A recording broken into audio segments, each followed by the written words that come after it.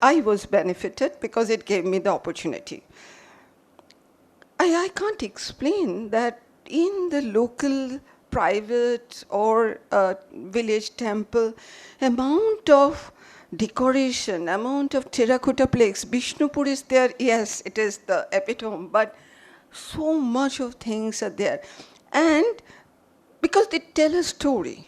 The story is of a different area because this area has a riverine area, so many, the railway connection was not there, the linkage was through the water bodies, so many centers came up there which are no longer prominent now. So I went to many of such places.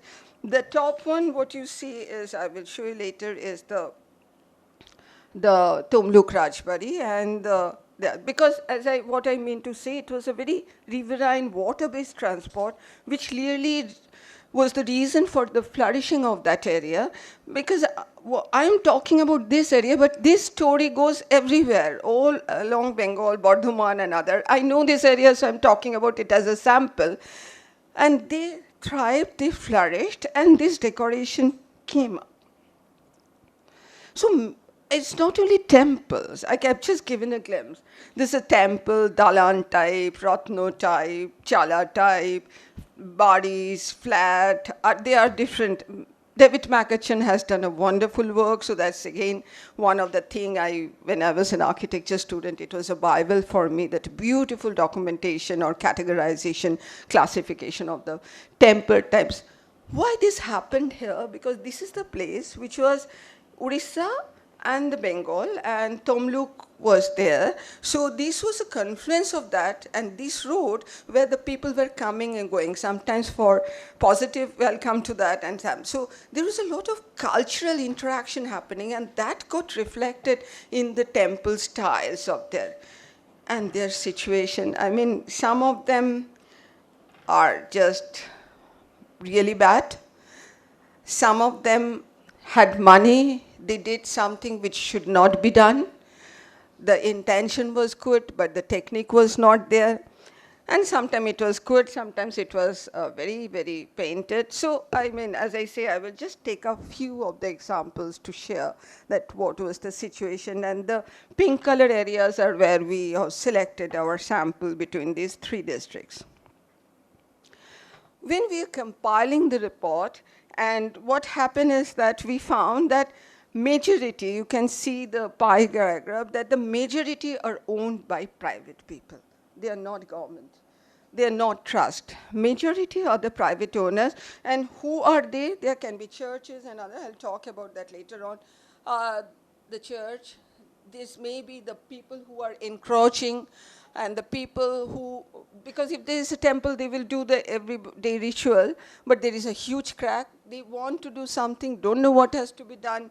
And there are some people who are joint family, they have done something, but they have repenting that. So this was an eye-opener for me. Now let's take one by one some of the examples. This is Mangalai Shamballapur. It's very near Kolaghat. But I mean, I wouldn't have known, provided somebody wouldn't have taken me. That somebody, I will talk about that. A beautiful complex, private property. There are small terracotta panels which talks about the culture, which talks about the costumes, which talks about the dress. And beautiful panels which are there. And what is more important is the terracotta panel giving the date is still intact. That's an important historic evidence. And there is Mahishasur Vardhini, and they are generally still today, they're intact, but the owner has now said, I can't do anything else. What he cannot do is reflected in a structure which Rash Mancha, which is a very peculiar of this, that during the Rash, the Krishna idol will be taken out, and this small Rash Mancha. You can see the beautiful Pankir Kaj, which is still there, which is the temple. Few years back, even the Vigraha would be taken out, but now they have stopped it. And look at that. We climb up the staircase and looked at that. The Grecian influence or the colonial influence of the small terracotta things which are there, and how they have been really demolished because it's lying in the open, and the owner said, I don't know what has to be done. This is one of the structure I identified, told intact. Let's do a pilot project and show that what can be done, and still it can be saved. It's such a beautiful structure. Talked about another area, because I've been moving in the certain areas, Majhi Badi. Again, the plaque is there which talks about who were the masons, what is the date, and they are the beautiful temples, and suddenly it's really in the out, it's not accessible. I was Ghatal area. So I said, why? Because there was the river. That was the most important travel business route that time, and they flourished. And they brought a lot of things from there, and still they are so intact, the wooden doors and other. Navaratna temple. But if you look at the main house, it has fallen. So the descendants, they don't have any means to do anything about that, and they are now taking shelters in the temples, and which are from they know all the history. So then I was trying to look into that. I think that why are these places, I mean, they are not along the railway line and other, why they, and then I said that, okay, it was the riverine transport route, Raibari. Huge. Some of them are maintaining it. Some of them has made double-story structures. This is say that Suchitra Sen's and Agni Parikha was shot there. So there is a lot of history which is very things and other. And they have a story to tell. Each and every, the small Kulungi, they have a story to tell, why it was done, and what. But the younger generation are no longer there. They are leaving the area and others. And then suddenly, still now, the requests come to me that Didi issue, they could and see something, tell us what has to be done. And this is again, it is Alangiri, Block Agra, beautiful panels, the dresses, the costumes, and other things look fantastic, very well maintained, and very pleased to see how the entire John family takes on the responsibility of doing that. They are there, and this is a very peculiar structure. I have this structure that even that the Venetian window and behind that a lady peeping out. Why this? It can become a research by itself. So they said we have maintained. I said, then why you have called me? Because this is what happened. Because they have painted with acrylic synthetic paint, with all the good intention, but they are peeling off. So they have the money, they have the intention, they don't know the technique, and there are no craftsmen. I tried a lot. No craftsman is agreeing to go and be there in so far away area. And so everything is peeling off. And it is doing more danger to the structure than which was original. And their relatives' house, they haven't bothered. They are not so joint family in spirit. And such a beautiful structure, a flat roof dalon, it is there. And I just showed that it's only every monsoon, if they clean up this and this something can be saved, is the water logging, which is the problem. But even in spite of this neglect, look at this work of Pankirkad, which is still there and beautiful. So these are all over, so many. I said I documented 250, Kamal Babu must have documented many more, and they are all there. The people are eager, but we don't know what has to be done. But somewhere, this is not the story. This is Panchit, Potashpur. They're one of this is a huge complex. The John family stays there, youngest left, but some of them lives abroad, so she has donated money to make something. It can really become a beautiful, even a sort of a resting place and others, but who will have the business opportunity, who can fund that, another thing. Then while doing that, we came across, being so near to there for 30 years, I didn't know that, Moynagar. I thought that Bengal, the forts are there, Moynagar. It's just a system of double water bodies, two moats, and which is a Moynagar. It goes back to the Laosens area. They said the people are very educated, they know, but they are becoming old, they don't know what has to be done. Now, this is listed by West Bengal Heritage Commission, but nothing is happening. Again, they had to do something without knowing what can be done, and it deteriorated. Even I didn't know I think tomorrow is Rash. During the Rash, that moat, the Rash goes in the water. There is a big fair which happens there. And now this, I also take your notice to Midnapur.in, legacy of Midnapur, but someone is promoting that through the internet and communication. I'll come to that. This is the Tomluk Rajbari, Sri Dipendra Narayan Roy, which is General Secretary. And so I now come to that how, who is doing that? There are a lot of NGOs who are working, school teachers, they writing book, publishing the books, documentation. So he is one of the general secretary of that, and Moynagar owner Pranavendra Babu is the vice president. They're documenting, they're publishing, they're taking care of, but the technical thing is missing, and of course, finance is also a problem.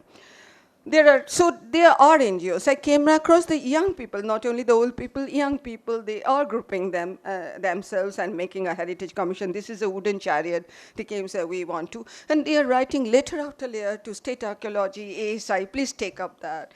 Please do something. We don't have money. What is the technique? What has to be done? So it's not only temple. We had got monks, I cannot. This is a church. This church is 1870. This I did first time, and it was a Shantal area, and American missionaries came there in 1870 and did the church. Long time back, me and my colleague, senior colleague, who went and did some work for the roof because there was a leakage problem. Where the money comes from, because one of the tribal women had become a doctor, and she sort of started, and some money came by contribution. So money is not always the problem. But the church has stopped the leakage, but around that, there are many structures like that, full of history, because it was a residential school of that. They're still there, the tribals are there. What is very painful to see, that West Bengal government is now giving money to create new construction rather than restoring that and making them useful and save the structure. Somewhere something is wrong about the concept of heritage, that heritage can be reused and recycled in a proper way, and that is what is the use for the people. It's not something to be put on as an idol, and that is what is important, that this can be done rather than investing more money. So I'm coming more and more about the local people and other. This is Mughalmari Buddha Stup, which was Dr. Ashok Dattu, Department of Archaeology, find out that it is supposed to be the largest stupa, because this was along that route of the Buddhists. They found a lot of Buddhist stupas and other. Right on the mound, there was a club of the local people. Otunu was, he later on did postgraduate from IIT, but he said, I'm not going to do job anywhere. I'll stay there as a school teacher because I want to work for this. And they are ready, whatever comes, they are converted that club into a museum with their own resources and other, and they are doing a good work, but it's not what is supposed to be. It's now quite popularized. This is the person I would like to talk about, which is Arindam Bhaumik, who is a communication engineer based in Midnapur. So he has made a network and Midnapur, and he is documenting that. So the youngsters are also learning. They're trying to do something and other things. So there is no dearth of love for heritage, respect for heritage, or identity of the heritage. So when I am not sharing that, when we documented the report and identified few structures as a pilot project, then it pained me to see, and this is a very old one. It's much, very, very old, and 400-500 years old, one of the stone which is very rare in that area. So I was thinking how to solve this jigsaw puzzle that a church, temple, Rajbari, people sometimes are doing in a wrong way, or sometimes that. So what can be the something important? Yes, so e-commerce has said that we have to put democracy. So these are the people we are to work with, and these are the structures who want to do, but something wrong has been done. So I'm talking not about Kolkata, not about the Srirampur, Chandanagar and other, the right hinterland where all these rich heritage, which is a history of an era and which is there. And then I looked out, and I looked for inspiration. Anuradha is there, and I have seen that how involving the people involving the people, the children, and how I'm so inspired that how they're working as being an artist, working with the tales of Chitpur and other, I've taken from your Facebook, Anuradha, and the initiative by the citizens, how it is done, and how the campaign can be done to make the young people aware and others, and how this Fanush and other thing, the courtyard, I once took my student, she was moving around in the courtyard of North Calcutta, and within 1 year she has done a beautiful work of the value of courtyard and how it can bring a life. I think she is now quite well known. She can really talk about that, involving the people. And this is actually the democracy and people's participation and other to make that what is old is not always gold. It cannot be just kept like that. It has to be make useful for our life, future life, everyday life. But how to do that? The first thing is the awareness and making them together. Kamal Babu is there. I know that UNESCO, how I went to Jaipur, I went that temple, but I knew how fascinating it is, and I was so impressed that how you involve the children and go a cycle rally and do that. And this is what is a real conservation planner's work. Apart from this technique is the people-centric heritage. Bangla Natuk Dong, again, Orona is not there, how intangible heritage, the beautiful work are being done. That gave me some idea that how to connect the local people, because what really bothered me is that how these scattered heritage, which are very important, very valuable for the local people, but may not be important for everybody, and how to tie them together, how to promote them, and how to make the things aware. So when I was looking in this thing, I thought that what really ties them together is the root. Because this route from Bardhaman to Tamluk and then coming from Orissa and others, these local places are along a route. And that gave me an idea that can I take the route as a linkage to all these small scattered pieces and put them in a garland? Not people have to see everything, but then they will get a common theme and how it has changed over the time. This is Monisha Mongol, what they do. And so I took up that, I sort of looked into the old maps, Renal maps, and other in my sort of not so professional way. I'm not an historian, but whatever I did, I found out interesting names. Beta was the name, and Gaur was there. So many interesting history of the places and others.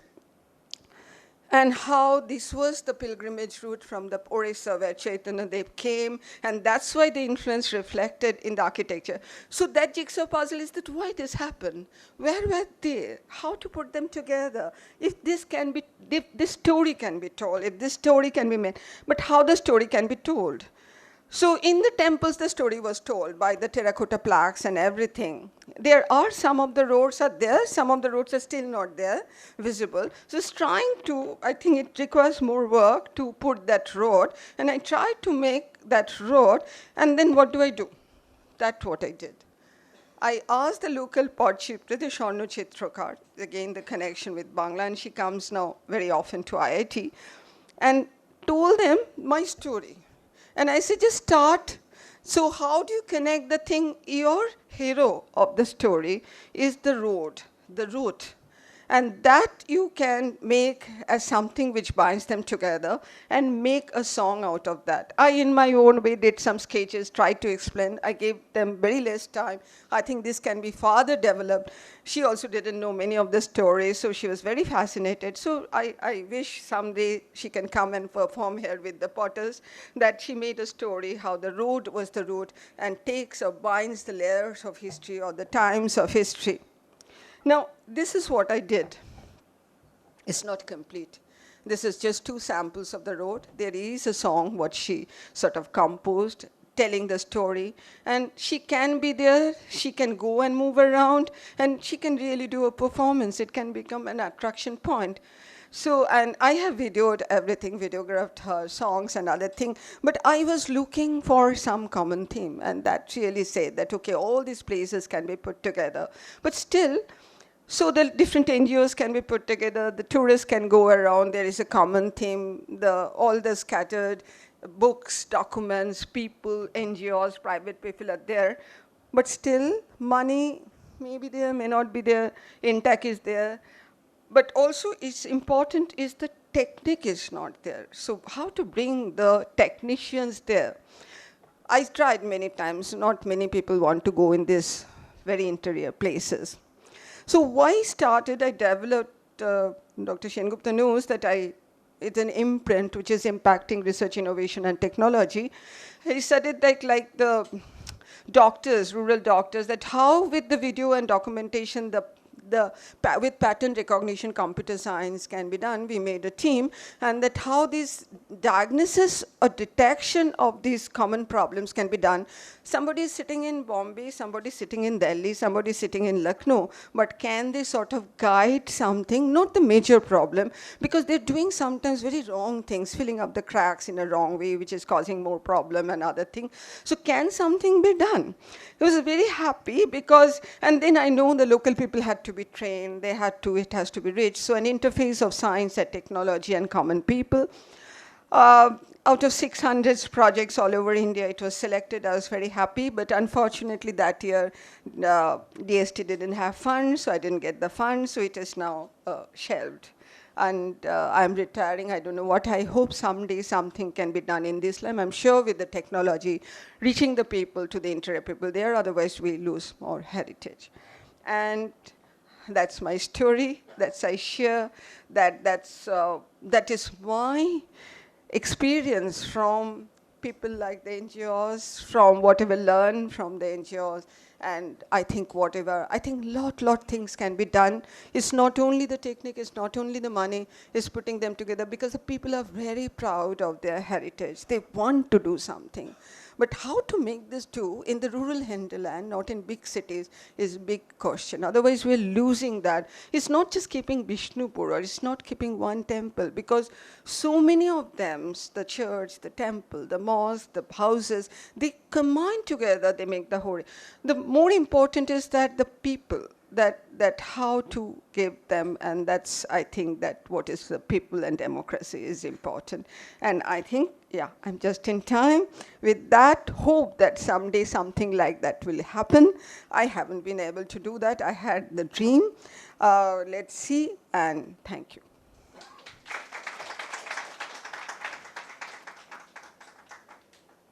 Yeah, I'm not a scholar. I don't give a scholarly lecture. I share experience. This is the same thing I do in my class. I have, what I forgot to tell you, all these years, 20, 30 years, I have been repeatedly going abroad, again going to place where I studied and seeing what heritage can do, how the things have happened. And every time I see something, I said, oh, why this can't be done in our country? Why not? And this is something, it is the mindset, it's not always the money. And yes, I cannot do everything, it's the people. But there is some, bridging the things has to be done. I'm sure a lot of things are being done. But this technicalities thing, that reaching the people, make them empowered, give them because the intention is there 100%. And how they're doing without the